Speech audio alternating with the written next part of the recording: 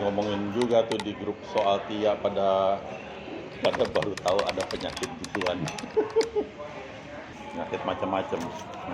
Jadi lo sendiri ya kalau ada Tia gitu. Pas gue ngirim ke grup, lo japri gue soal Tia, padahal gue lagi menulis di grup tentang Tia. Oh iya. Enggak lihat grup sih. Oh iya, lo sendiri artinya. Dikasih tahu bokap. Oh, dikasih tahu bokap. Sebelumnya itu lo ada aneh-aneh apa enggak gitu dari maksudnya dalam aktivitas sehari-hari, apa tidak nyamanan, baik bisa dari segi jantung atau dari segi psikologis. Jadi misalnya ada rasa cemas misalnya. Nggak ada cemas. Nggak ada ya? Yang bisa dibilang itu mungkin beberapa waktu tuh ada semutan. Mungkin rada-rada geremeng-geremeng gitu di telapak tangan. Tapi itu hilang timbul gitu. Nggak signifikan gitu. Setiap hari terjadi geremet-geremet di tangan. Kalau mau gue cerita lebih panjang, gue mau lebih panjang agak ke belakang gitu. Gue itu sebetulnya berniat nambah berat badan. Nah, kenapa lo kurus? Pertanyaannya, apakah diet, apa memang olahraga kebanyakan atau gimana ya? Sebetulnya sih nggak kurus ya. Bicara dibilang kurus sih nggak. Kita di kondisi yang balance sebetulnya. Betul, bagus maksudnya, malah bagus sebenarnya hitungannya. Tubuh lo bagus karena lo olahraga juga. Ya balance. Bisa dapat berat tubuh yang bagus seperti ini, apakah dengan diet, apa dengan olahraga yang luar biasa? Karena teman-teman kita tuh udah pada melembung. Iya, gue juga nggak tahu ya. Tapi kayaknya gue punya, kalau gue pernah cek alat, kalau kan alat bohong-bohongan tuh, alat-alat bikinnya alat bohong-bohongan. Dia bilang metabolisme gue itu metabolisme lebih muda dari usia gitu. Mungkin sekitar zaman dulu malah gue pernah cek metabolisme gue, dibilang metabolisme anak orang 26 tahun. Mungkin waktu itu 20 tahun lah. Ada 20 tahun lebih muda gitu. Apa yang dikonsumsi dengan apa yang keluar itu cepet, puternya tuh cepet, kira-kira gitulah. Terus gue ngerasa gue kayaknya butuh lebih berisi gitu kan. Makin tua kan kalau cuman balance tapi balance-nya di rendah gitu. Gue tuh pengen balance-nya di medium gitu. Balance di misalnya 60 sampai 70 atau 60 sampai 68 gitu. Gue pengen balance-nya di 465 gitu. Karena ini gue balance-nya di 60-61, balance-nya di bawah gitu. Gue pengen balance-nya di tengah. Itu gue makan agak cuek. Mungkin komposisinya segala macam itu mulai ada peningkatan, dan gue pantau juga, menurut pantaunya lagi juga bukan pantau dokter ya. Israel gue meninggal. Inilah kira-kira beberapa waktu belakangan. Halo, yuk duduk. Tahu itu adalah gue punya riwayat aritmia. Kata dokternya, kata dokter kira-kira gue umur. Kata dokter kapan? Dokter kemarin di Pineng atau? Dokter kira-kira 20 tahun lalu. Oh, 20 tahun lalu udah ngomong. Memeriksa ketika waktu itu dia pernah check up, dia bilang lu nih ada aritmia. Gue waktu itu gue aritmia belum sampai waktu habis gue berhenti buktikan karena aritmianya sudah melebihi batas toleransi. Mungkin sekitar umur antara 26 sampai 29 lah gitu. Late 20 gitu ya. Oleh 20 udah ada terdeteksi aritmia, tapi menurut dia ada, karena dia bekerja lewat EKG kan. pakai Holter.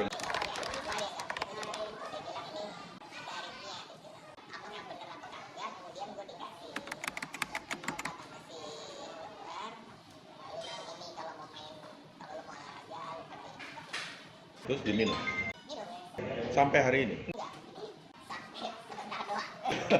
Oke, sebentar doang. Gue di saat itu yang gue suka merasakan itu adalah gue nggak tahu di jantung di bawah paru-paru, tapi gue pernah ngerasain seperti kalau napas tuh nggak mentok gitu. Udah capek tuh gitu. Enak, orang bilang enak gitu. Satu masa udah lewat, gue lupain karena gue pikir ini apa, gue bikin obat dulu gitu kan. Sambil gue lihat medical record. Memang minum kopi tiap hari? Enggak, gue baru belakangan aja. Udah jadi tuh yang gue rasa teman-teman atau bahkan orang teman-teman dekat atau keluarga tuh hanya orang-orang lain yang kenal gue dari zaman itu lah. Gue sendiri juga kemarin gue lupa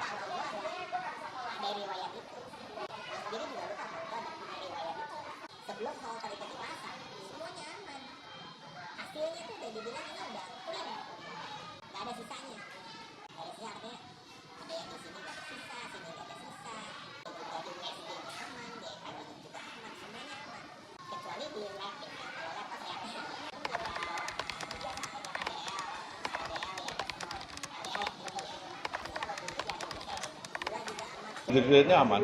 Pinggirnya udah lama kan, ketika 24 jam kemudian gue udah balik tuh Balik kemana? ke sini. Oh, maksudnya hasil holternya dia dapat waktu udah balik ke sini. Karena satu hari pasang dari pagi ke besok pagi, terus pagi hari Minggu. Balikin Minggu sore gue pulang, Senin pagi baru muncul hasilnya. Oh, jadi artinya dalam 24 jam ada 6-7 peak ya, Iya. 160-an. Ya ginilah teman-teman kita udah mulai datang penyakit, ya perlu dididik. Itu magnet tuh rutin. Lo tuh nggak pakai magnet cuman mungkin weekend doang 1 minggu. Oke, oh oke. Jadi Senin Jumat tuh gue tiap malam masuk. Oh itu nggak harus tiap malam. Tiap malam. Tiap malam. Pakai magnet itu tiap malam. Dan itu udah sejak grup magnet itu masih sedikit kan. Iya, Sejak gue join itu, 2021. pokoknya sejak pertama gue minta link gue beli magnet apa sih siapa itu. Iya. Sampai hari ini gue setiap gue tidur di rumah gitu. Karena kalau gue pergi keluar, biasanya gue minggu kan weekend tuh gue suka nginep di mana gitu. Itu nggak gue bawa, nggak kayak lo gitu. Bawa kan. Iya. Terus gue pikir ini kayaknya gue mesti bawa juga. Pertanyaannya, lu nempel ini bener nggak ya? Di tulangnya ya, yang di sininya yang terutama, bukan di bawah tulang ya. Oke, gue mah pakai, kalau di dada mah gue pakai di 1000 lah, lebih gampang di dada. Ya biar nggak usah plester. Jadi dari tes darah juga memang kemungkinan dia yang lo alami itu kemungkinan besar memang dari aritmia. Tapi aritmia tidak akan mengganggu kalau memang darahnya nggak kenapa-napa, nggak akan bikin TIA. Tahu TIA nggak? Dia kena TIA. Dia transient ischemic attack, jadi mini stroke, dia hampir stroke. Konsepnya gitu.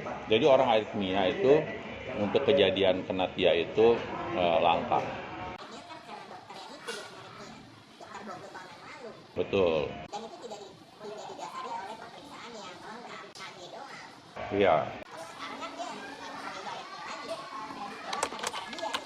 Kalau takikardia artinya most of your heart rate itu di atas 100. Emang lo heart rate-nya berapa? Sekarang cuma Oh ya 76, iya. Ya bukan takikardia lah. kan gue tadi kirim ke lu yang pemasangan motor itu dia bilang gitu kan. Iya. Jadi itu namanya yang biasa lebih disebut aritmia. Ya. Jadi takikardia itu adalah istilah untuk menyebutkan bahwa detak jantung itu ada di atas 100 pada resting heart rate. Dan ternyata kalau aritmia itu detak jantung bisa tiba-tiba meloncat tinggi tanpa sebab. Konsepnya gitu. Oh, oke. Oh iya, gue lupa tuh ada tulisannya atrial fibrillation. Iya, peer to P, paroxysmal atrial fibrillation. Oke. Jadi gini. Jadi tuh kalau dokter itu dibilang terjadi atrial fibrillation, itu bukan seperti aritmia biasa. Biasanya itu rentang waktunya itu lebih panjang. Jadi kalau orang aritmia biasa itu dia spike-nya bisa tuh turun lagi. Dia kalau atrial fibrillation itu biasanya suka efeknya itu detak jantungnya tinggi itu terus agak lama dikit gitu. Nah itu terjadi karena katup jantung lo itu tidak menutup dengan sempurna. Oke, jadi jelas bahwa yang tadinya mungkin nggak bermasalah, kalau memang ini bawaan lahir, artinya memang tuh atrial fibrillation yang terjadi takikardia sesaat itu mengganggu pada saat sekarang. Tetapi bisa juga karena kita tidak tahu record sebelumnya, bisa juga memang baru belakangan ini terjadi. Ya udah, tapi sekarang kita nggak usah ngomongin. Tetapi yang pasti kalau terjadi atrial fibrillation itu terjadinya terus menerus, itu mau nggak mau lo akan minumin beta blocker betul luar biasa. Ya, kalau nanya soal Wim Hof itu sebenarnya dia menurunkan detak jantung, tetapi memang juga ngomongannya sesaat. Tetapi kalau orang kena, dia nggak bisa. Iya, itu soalnya insidental.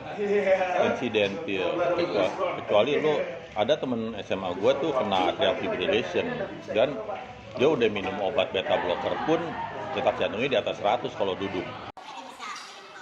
Nah itu bisa dibantu ya. Cuman dia kagak mau kan. Gue ada menawarkan diri, lo kalau mau gue ajarin, gitu kan. Tapi kan kontak pun tidak, ya sudah. Gue kan juga nggak suruh dia stop beta blockernya juga. Tetapi ya dia kan semua juga ada aturan main dalam kita konsumsi obat. Oh, oke. Jadi obat-obatan yang lo minum itu tadinya gue pikir lo minum 3. Hipertensi, ada kolesterol, sama pengencer darah. 3. Nih udah mulai diminum rutin 3-tiganya. Nah itu dia. Nah ini tolong perlu dipikirkan lagi, minum ini obat yang pengencer darah. Kasih apa? Clopidogrel. Oke, ya kalau lo memang perlu. Yang ini beda cerita. Masalahnya kan lo kasusnya agak sedikit berbeda. Ini platelet count lo tuh rendah. Yang makanya gue suruh juga sebelum lo ke Pineng kan gue suruh periksa juga sebenarnya kan. Dan ternyata aneh gitu. Padahal orang biasanya, nah betul platelet tinggi. Tetapi itu yang namanya SOP. Ya SOP dari dunia medis bahwa kalau orang kena TIA tuh dikasih clopidogrel gitu kan. Tetapi dalam kasus lo kelihatannya tidak memerlukan itu. Ngapain orang udah plateletnya lo dikasih obat pengencer darah yang menghancurkan platelet lagi. Efek sampingnya kalau lo sampai muda sariawan, gusi berdarah, kosikat gigi, itu memang artinya lo nggak boleh minum, dan itu jadi efek samping dari obat tersebut. Jadi tolong diperhatikan, atau cari second opinion ke dokter jantung lain. Ini obat pengencer darah diperlukan nggak? Karena kemungkinan efek TIA itu disebabkan oleh bukan dari high platelet count, ya gitu kan konsepnya. Jadi tiap orang memang berbeda, jadi perlu dipikirkan lagi.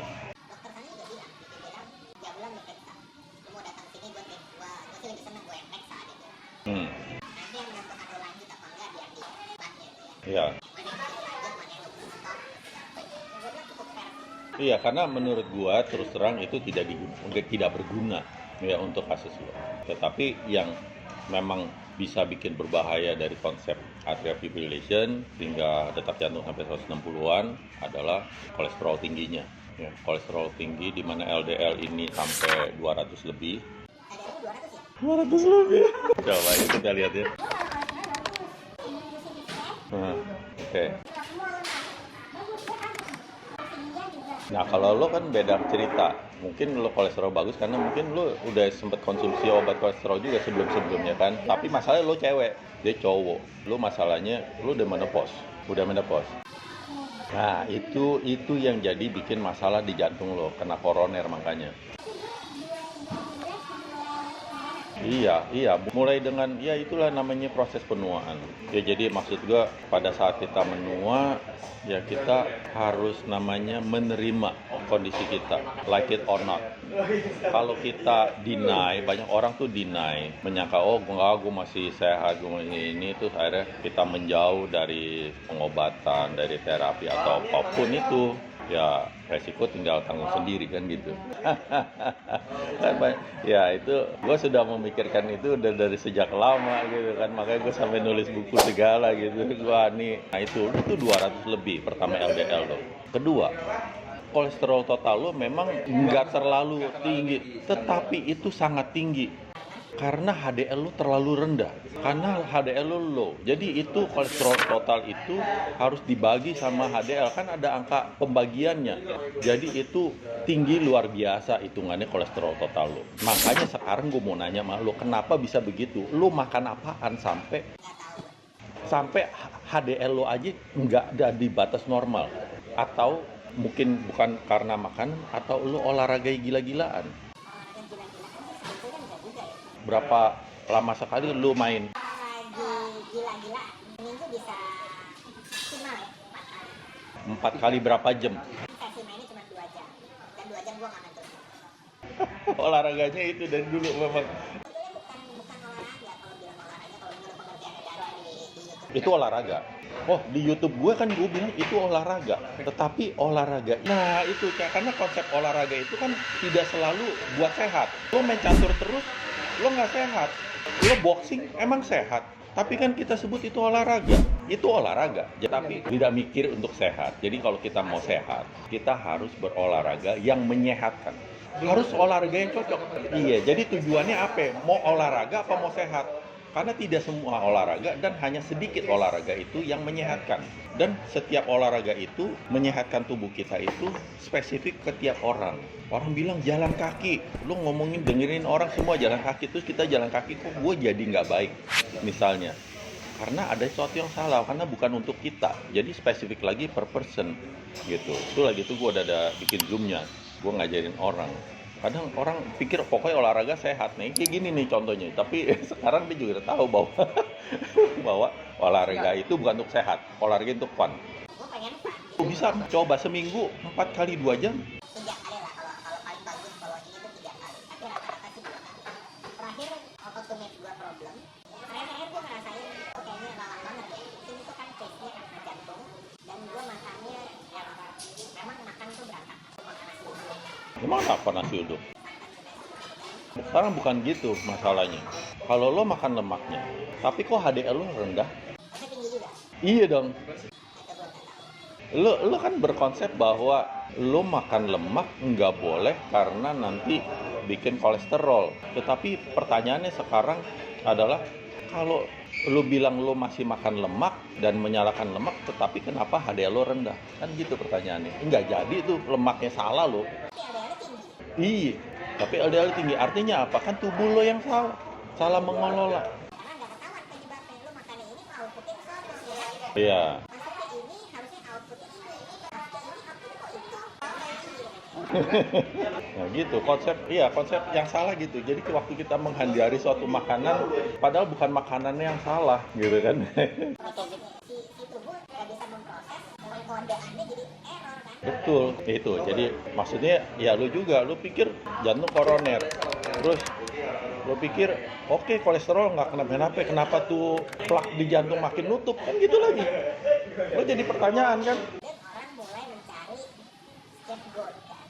Iya, itu dia yang disalahin gula lah. Dan ujung-ujungnya dibilangnya AI mulu.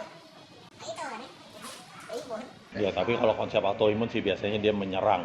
Jadi sistem imun yang nyerang. Sistem imunnya bisa dari sistem limpatik, dari sistem sel darah putih, atau sistem antibodi yang nyerang sel tubuh tertentu gitu. Tetapi ada yang terdefinisi, ada yang tidak terdefinisi. Kalau autoimun sih gitu.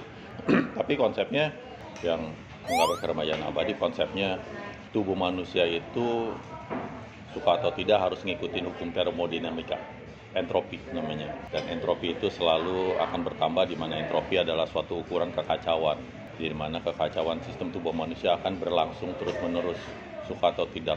Yang mana sistem kekacauan itu mau coba dideteksi oleh dunia medis, yang mana kalau sudah ada suatu kesalahan yang cukup signifikan. Jadi kalau ada suatu kesalahan signifikan baru bisa dideteksi. Kalau tidak ada, ya sudah, ya just live your life gitu kan.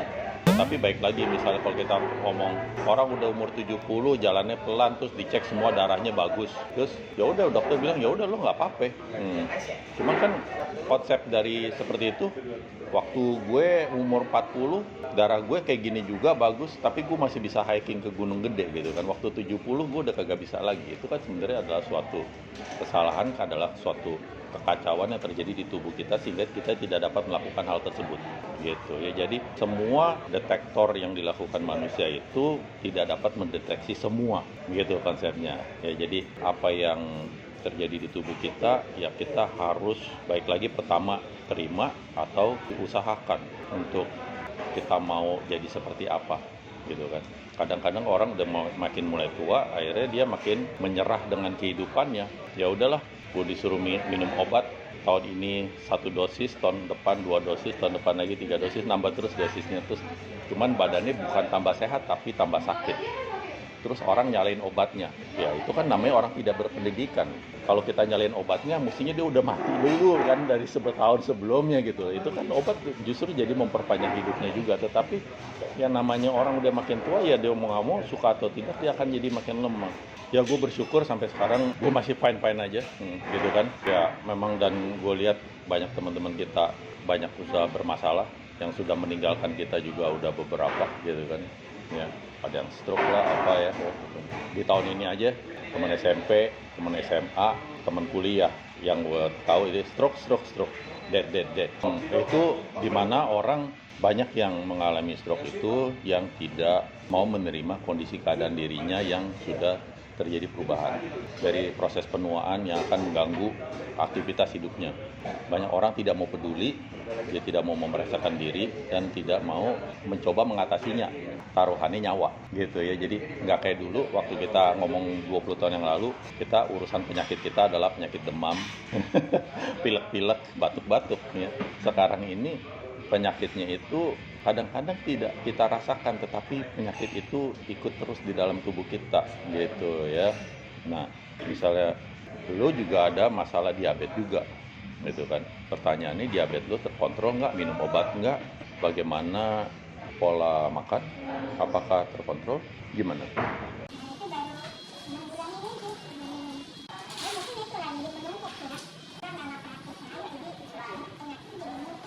Apakah ada keluarga yang pernah diabetes? Nyokap? Oke. Jadi, kalau dari gue ya, lu nih, masalah atrial fibrillation itu adalah suatu kondisi di mana jantung tidak dapat menutup dengan benar. Kalau lu melakukan olahraga yang ada hentakan-hentakan, itu memang jadi sangat berbahaya. Karena ini lo melakukan olahraga yang ada hentakan-hentakan selama ini, dan kebetulan pada saat 2 minggu lalu itu kejadian, itu terjadi bersamaan hentakan bersama atrial fibrillation terjadi. Jadilah lo kena TIA. Itu kira-kira, jadi heart rate mungkin saat itu bisa nyampe 200 tanpa lo sadar, karena itu sesaat dan itu pukul otak. Untung kagak pecah jawabannya. Ya, puji syukur, puji Tuhan lu kagak kenapa-napa. Tapi itu baik lagi. Apakah kita boleh lagi melakukan olahraga yang dengan hentakan-hentakan? Boleh. Tapi ada taruhannya jawabannya. Ya, ngerti ya? Tetapi manusia itu ada yang namanya kebutuhan dan keinginan. Contohnya kita makan itu kita butuh, tetapi kita ingin makanan tertentu yang kita nggak boleh. Itu kebutuhan dan keinginan yang rancu. Ya kan, lihat sendiri teman kita yang di grup magnet, taruhannya dia masih makan bakmi terus, taruhannya stroke. Kan itu ya nggak sampai lewat, tapi itu jadi ada taruhannya. Kan ada sampai bahkan ujungnya taruhannya bahkan nyawa kan gitu. Kalau memang kita sudah masuk asuransi dan asuransi gede dan kita mau wariskan untuk anak istri dan segala macam keturunan kita, ya itu lain ceritanya. Tujuannya berbeda kan? Oke. Jadi pertanyaannya gini sih, jawabannya itu atrial fibrillation itu bisa terjadi kapan aja. Dan udah jelas dari Holter udah menunjukkan hal tersebut ya. Dan itu sangat berbahaya pada saat terjadi hentakan di olahraga. Menurut dunia medis, penyakit-penyakit penuaan seperti ini itu tidak bisa sembuh, baik jantung koroner maupun atrial fibrillation seperti ini, itu tidak bisa sembuh konsepnya. Karena itu adalah proses penuaan. Makanya gue bikin alat segala macem. Ya, I'm just a crazy person kan gitu kan. Okay. Jadi konsep dari atrial fibrillation, pertama bisa kesalahan dari sistem saraf. Kalau sistem sarafnya salah, artinya listriknya salah. Artinya kalau lo mau coba lagi bahwa atrial fibrillation lo itu ternyata bisa diatasi dengan grafo, lo pasang Holter barengan sama grafo. Terdeteksi nggak tuh? Oke, gitu ya, ngerti ya? Jadi you will live with grafo kan gitu. Pasang Holter, keluar nggak tuh peaknya? Kalau memang keluar artinya grafo nggak bisa menahannya juga, atau memang bukan dari listriknya. Kalau bukan dari listriknya artinya terjadi pelemahan dari otot katup jantung. Dokter akan melakukan operasi kalau memang itu sudah diperlukan. Jadi kalau cuman kejadian mendadak enggak, karena operasinya itu beresiko. Nah, jadi kalau itu terus-terusan 24 jam baru dokter pilihannya lo mau ablasi mungkin, atau nanti bagaimana prosedural dari kardiologisnya gitu ya. Kalau nanti akan dikasih pilihan lah seperti apa maunya. Ya, yang pasti lu olahraga gituan resikonya nyawa. Lu kemarin masih WA. Aduh. Jawabannya untuk olahraga yang aman, misalnya so far saat ini sebenarnya lu mau lari kemarin, lu tiba-tiba lu lari 5 kilo, gue sampai kasih emoji. Orang dikasih gini dong, orang lari 5 kilo ya, gue kasih emoji kayak gini gitu ya. Itu karena itu beresiko. Kedua, lu kolesterolnya masih terlalu tinggi. Masalahnya LDL yang terlalu tinggi. LDL itu kan namanya low density lipid. Itu low density artinya itu mainnya dia ke atas. HDL itu mainnya ke bawah. Makanya yang biasa bikin stroke itu adalah yang LDL. Karena dia ke atas, dia gampang ditembak ke atas oleh tubuh kita. Memang dia buat pembentukan sel dan memang otak kita memerlukan LDL dalam jumlah banyak. Tetapi ini masalah kebanyakan luar biasa. Nah gitu akhirnya juga jadi berbahaya. Dan kalau dipacu dengan lari itu sangat-sangat tidak baik. Lari boleh jawabannya. Kalau kolesterol lu udah normal.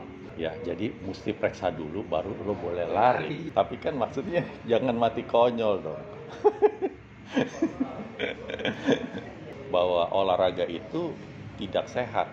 Tetapi kalau mau sehat harus dengan berolahraga. Jangan dibolak-balik ya. Karena konsep olahraga itu dibuat untuk tidak sehat. Orang yang ikut pertandingan sepeda yang sampai Tour de France itu kan juga itu tidak sehat. Itu tidak sehat. Tetapi ya tapi dengan pride yang luar biasa kalau mereka dapat medali emas kan gitu kan. Karena ya, emang olahraga itu bukan untuk sehat. Olahraga itu untuk entertainment dari zaman Romawi juga emang gitu, lempar lembing atau apa gitu, memang segala macam buat entertainment konsep dari olahraga itu. Tapi orang harus mau sehat, orang mau harus sehat tuh dengan gaya hidup sehat. Salah satunya dengan olahraga, pakai magnet yang rajin, terus makan yang baik, macem-macem banyak. Ya. Kalau melakukan terapi silakan lakukan terapi. Tetapi untuk kasus jantung koroner, kalau untuk kasus cewek, itu banyakkan itu masalah dari kalsifikasi. Ya, jadi karena lo punya kolesterol itu bagus, karena lo memang konsumsi obat udah lama, tetapi lo tetap masih tersumbat juga koroner lo, itu namanya dari endapan kalsium. Ya, makanya gue nanya soal masalah menopause. Ya, jadi waktu cewek udah menopause, kalsiumnya tadinya buat harusnya nempel di tulang, dia suka jalan-jalan terus dalam sistem pembuluh darah. Kalau dia nyasar-nyasar, nyangkut dikit-dikit di pembuluh darah koroner jantung, akhirnya dia jadi mampet. Hal itu bisa dibantu misalnya dengan minum vitamin D, ya banyak kena matahari. Nggak tahu, kalau lu jalan di hutan, kena matahari ya, lu pakai singlet apa pakai tangan panjang? Nah, lo pakai tangan panjang kan? Dan juga memang sistem pengolahan kalsium di tubuh lo itu memang udah error dengan sistem penuaan di tubuh sehingga dia ya itulah lo makan sesuatu nyasar jalannya kan gitu. Bahkan lo tidak makan, gue kan suka makanin tulang ayam, tulang apa, apalagi yang tulang muda ya gue suka makaninnya. Itu kan banyak kalsiumnya. Lo nggak usah makan gituan pun, kalau memang tubuh lo error, itu jantung bisa tetap mampet ke tutupan kalsium. Tahu nggak dari mana? Ya dari tulang seluruh tubuh lo. Sedikit demi sedikit yang lepasin kalsium masuk ke dalam pembuluh darah, nempel di jantung koroner. Nah, itu yang makanya sistem pengobatan medis ya lu dikasih obat pengencer darah biar nggak mudah kalsium juga nempel segala macam. Nggak tahu deh ada obat untuk ituin kalsium, gue juga nggak gitu tahu, gue nggak gitu jago obat-obatan gitu. Tapi yang pasti minum pengencer darah kan, clopidogrel kan, kayak gitu. Kalau di kasus gue kayaknya Oke, jadi kalau memang itu terjadi pelemahan katup jantung atrial fibrillation itu, kalau lo TE, ya dia akan baik lagi. Karena dia pelemahan otot dari sistem penuaan sel. Kalau dia memang dari sistem sarafnya yang tidak bisa kontrol, TE tidak akan membantu. saraf kasusnya ya membantu, kalau saraf alhamdulillah grafo. Yes. Ya, jawabannya kalau memang Holter berikutnya dan sambil lo pakai grafo tidak terdeteksi peak anything gitu kan. Berarti gue pakai grafo terus kan, Betul.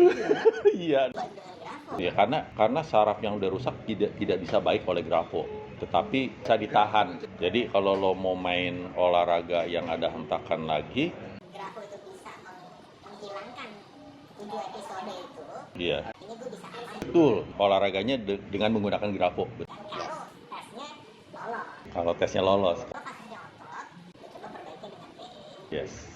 Nah itu dia. Kalau gue lihat ya dalam dunia medis, dokter itu tidak banyak mengajarkan kita gaya hidup. Ya udah pokoknya lo sakit ini gue obatin ini. Iya. Ya karena tugas dia bukan itu. Ya kayak jadi tugas gua terbeban untuk ngajarin temen-temen karena obat ntar urusan dengan dokter ya mungkin gaya hidup ya gua mau ajarin ya jadi kayak untuk lu itu memang jawabannya itu susah kalau pertama kalau hanya mengandalkan obat karena sudah terjadi plak karena obat dari dunia medis kalau untuk menghancurkan plak yang ada itu tidak ada tetapi diusahakan terjadi selambat mungkin plaknya bertumbuh makanya dikasih obat pengencer darah contohnya ya tapi yang udah numpuk itu dari dunia medis nggak bisa pilihannya adalah pasang ring kalau udah sampai parah ya di bypass kalau pakai magnet itu akan membantu dalam artian sama juga kalau kita tempel-tempel magnet lu udah pernah lihat belum sih magnetnya kayak apa magnetnya belum pernah lihat kayak apa magnetnya kayak gini ya magnetnya sederhana contohnya oke tetapi magnet ini memang dapat membantu kita dalam sistem metabolisme tubuh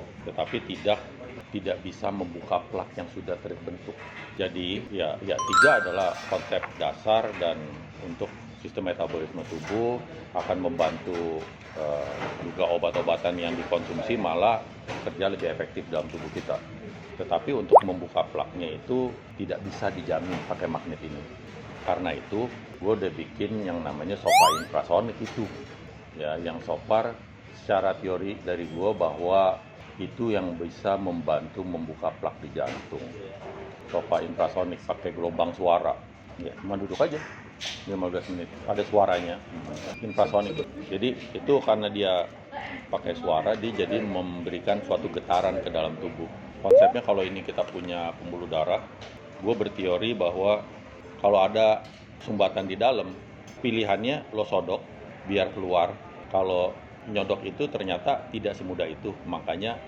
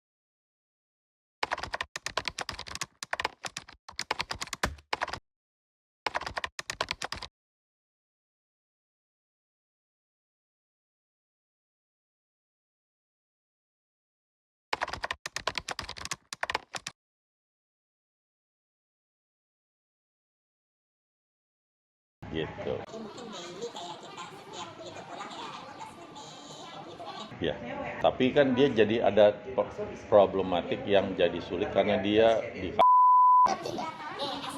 ya jawabannya is a lifestyle ngerti nggak terapi itu yang semua terapi yang gue ciptakan itu adalah lifestyle jadi jawabannya is a daily routine itu adalah satu solusi yang gue bisa kasih tahu ke lu which is not easy gitu karena lu hidupnya pindah-pindah ya masanya tuh kursi itu gede gitu sofa it's a sofa itu sofa gitu bisa lu geser jadi seperti grafo nggak? nah itu gue sempat pikirkan gue coba masih nggak berhasil karena konsepnya gini itu kan frekuensi rendah sekali infrasound kalau ultrasound itu kan frekuensi tinggi sekali lu bayangin speaker mobil lo kalau lu mau dengar suara bass sama lu mau dengar suara tweet tertinggi Oh iya bassnya kan gede barangnya nah itu gimana lu mau keluarin suara bass pakai speaker Twitter coba lu pikir dah nggak usah gue jawab dulu lu coba jawab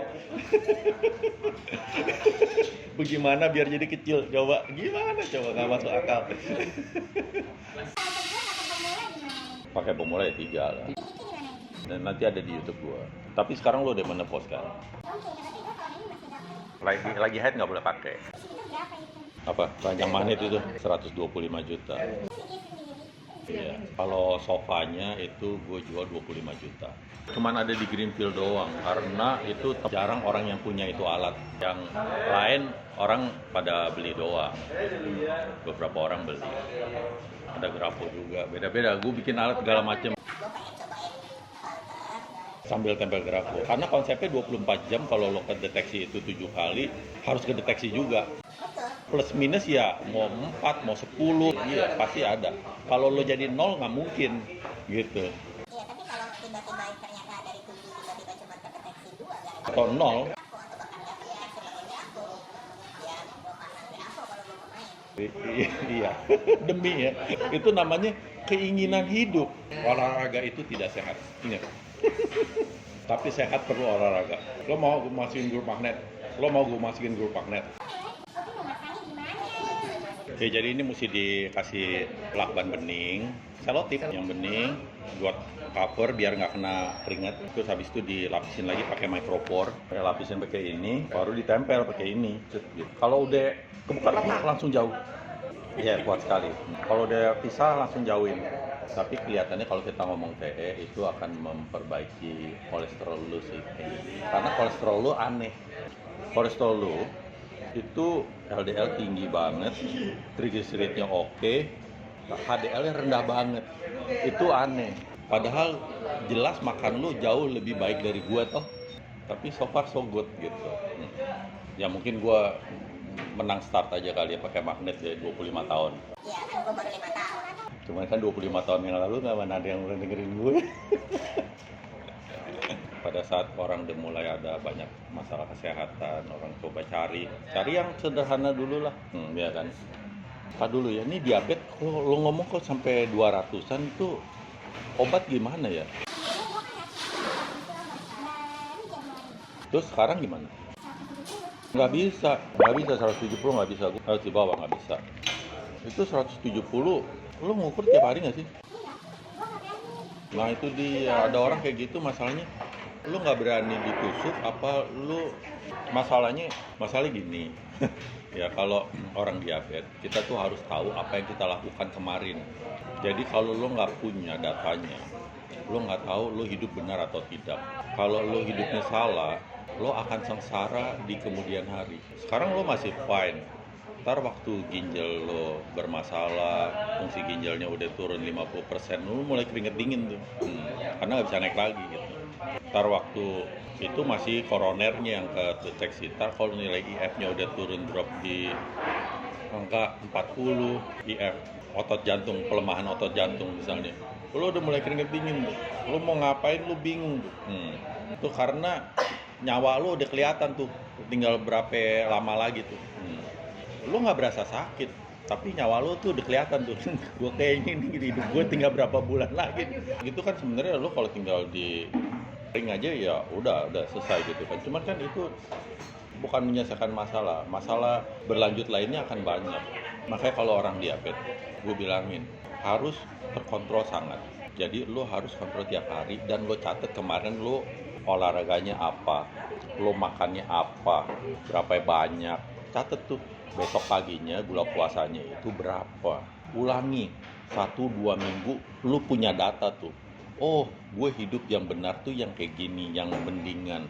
Kalau nggak ada yang bener, nah lo ntar ketemu gue lagi deh, gue ajarin yang lebih bener. Jangan hidup mau ke orang diabetes, karena kalau diabetes itu masalahnya jadi tambah banyak. Yang pertama bisa kena jantung, bisa kena ginjal, bisa kena stroke. Tapi berita baiknya adalah diabetes itu bisa dikontrol dan bisa dipanjang. Itu dia. Kalau lo tahu, tapi lo hidup tuh harus bagaimana. Kalau lo nggak tahu, ya artinya lo memang sudah siap untuk hidup tidak lama lagi. Tidak untuk hidup lama, bukan tidak lama lagi. Tidak untuk hidup lama. Kita bisa hidup dengan diabetes kok, nggak masalah. Tapi nanti kalau udah masalah, udah tinggal bentar lagi. Kalau udah masalah, udah tinggal bentar lagi. Harus mau. Ya lo nggak usah ngomong 10 tahun kalau lo tidak mengontrol sekarang. Tapi kalau dikontrol bisa panjang. Panjang, dan dia nggak akan ganggu. Tapi lo kan nggak akan tahu kalau lo kagak perhatiin bagaimana lo harus hidup. Jadi 2 minggu pertama lo harus punya data. Lo ngapain? Kayak gue, so far memang sehat. Gue kemarin terakhir periksa tuh cuma LDL tinggi. Akhirnya gue mau ngecilin perut gue. Akhirnya mau nggak mau padang gue dari 20 kali sebulan jadi tinggal 10 kali sebulan. Karena gue tahu ternyata gue pun akhirnya fail juga di umur 55. Kalau teman-teman gue coba melakukan gaya hidup gue makan padang 20 kali sebulan dan lainnya sisanya juga kambing dan segala macam samcan gitu, ya itulah beberapa yang akhirnya udah selesai bye-bye ke dunia lain gitu. Tetapi gue puji Tuhan masih fine, tapi gue periksa karena gue tahu kalau gue hidup tidak benar. Akhirnya gue mengurangi, tetapi tetap yang namanya hidup kan perlu dinikmati juga. Jadi ada bagian juga ada bagian yang bisa gue nikmatin. Nggak berarti gue nggak makan tambusu sama sekali. Gue masih makan tambusu 2 minggu lalu kan gitu. Nanti dulu ntar kebetulan. Takut nggak mengubah keadaan kan? Betul. Nggak berarti dengan lo takut terus ancamannya hilang kan? Enggak kan, betul? Betul. Malah lebih bahaya kalau lo nggak tahu kan? Betul. Ya gitu. Itu namanya yang denial ya. Kita menyangkal kita tuh udah tua. Akhirnya kita jadi ceroboh dalam kita menanggapi di hari tua kita ini. Gue sih seneng aja ada Daniel ada itu minimal gue tahu ada temen yang bisa gue tanyain, maksimal bisa nolongin gitu kan. Minimal gue nanya dulu kan. Iya, temen kuliah juga tuh satu tuh orang muslim, dia kena hipertiroid, tiba-tiba nelfon gue, heran Daniel ya, gue nggak tahu kenapa yang di kepala gue lo duluan ya, bukan dokter ya katanya. Dia telepon gue, barusan WA tuh kemarin tuh, 50 hari TSA-nya udah normal tuh Bel. Udah normal TSA-nya tuh. Padahal konsepnya tuh TSA kapan-kapan dah normalnya. Normal tuh 50 hari. Hipertiroid enggak, belangkon khusus, belangkon hipertiroid. Apa yang dia bikin, apa yang inovasi-inovasi yang keluar dari pemikirannya dia tuh dan barang-barang prototipe yang mereka bikin itu masih jauh untuk bisa dinyatakan sebagai itu punya nilai ilmiah. Cuman pada kenyataannya ya buktinya sendiri yang sakit iya ya, kalau lo udah sakit ya coba deh. hidroterapi. Iya, di Samarinda ada, pernah ngirim ke Samarinda sama Sampit kalau di Kalimantan. Aduh, ngeliatin teman-teman mulai aja bermasalah, dah berani nantangin penyakit nggak gitu kan? Ya pasti yang menang penyakit, jawabannya bukan kita. Kalau penyakit ditantangin yang menang penyakitnya bukan kita lah, pasti jamin. Nah, itu dia, yang pakai gue tulis di buku gue. Kalau kita bisa memindahkan penambahan entropi di tubuh kita, ya itulah yang terjadi, kita akan jadi remaja lagi, which is semua belum pernah ada yang bisa melakukannya. Iya, gitu.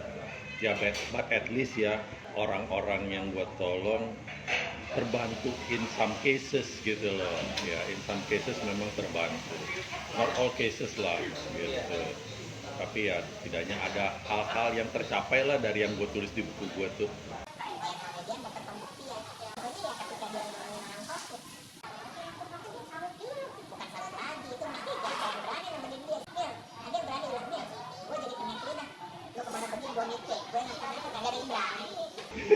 Iya tuh yang kayak yang kemarin tuh di grup magnet kan, akhirnya saya sampai borong 4 TE, iya kan? Itu kan gara-gara itu anaknya dokter Alisara kena COVID, terus gue disekamarin sama anaknya, terus 2 hari anaknya udah much better, gue pulang, gue nggak apa-apa, gue negatif ya, dan gue memang negatif terus ya udah, terus ya udah mau nggak mau percaya itu terpaksa percaya itu. Aksi tunggalnya dia membawa satu pembuktian, tapi kan belum bisa dibilang ilmiah segala macam. Iya, karena kalau jurnal mesti banyak. Terus mau nyari data gimana orang pakai magnet 25 tahun bisa jadi kebal COVID? Kan orangnya cuma satu di dunia ini. Gue doang yang pakai. Ada, tetap kan namanya fisika kan semua terukur juga. Tetapi kan sampelnya nggak ada hitungannya. Sampelnya nggak ada, kan sampelnya mesti banyak. Jadi perlu ratus orang ini, gimana mau ratusan orang satu? Kapan? Let other people do it. Itu yang gue tulis di buku gue. It's not gonna be in my lifetime. Udah, apalagi yang mau ditanya untuk masalah itu. Jadi kalau sampai itu plak bisa mengecil, puji Tuhan. Ya, dengan gaya hidup yang berubah, jawabannya olahraganya adalah jalan cepat 30 menit sehari. Hidup dengan manusia COVID tiap hari ketemu orang COVID. Ya kalau apa ya gue jemput dari Wisma Atlet, gue jemput dari rumah sakit, gue jemput mau ke rumah sakit, gue jemput dari rumah bawa ke rumah sakit. Beda-beda, ada yang minta misalnya orangnya bapaknya udah tua, gitu ya, bapaknya udah tua, umur 90 minta dibawa ke rumah sakit, kan nggak berani kan? Ya udah gue jemput orang tuanya, gue bawa ke rumah sakit, gue bawa orang tua orang lain gitu. Terus ada misalnya bini orang minta gue pelihara gitu, gue miara bini orang, gue jemput bini orang, gue bawa ke tempat gue gitu. Iya banyak.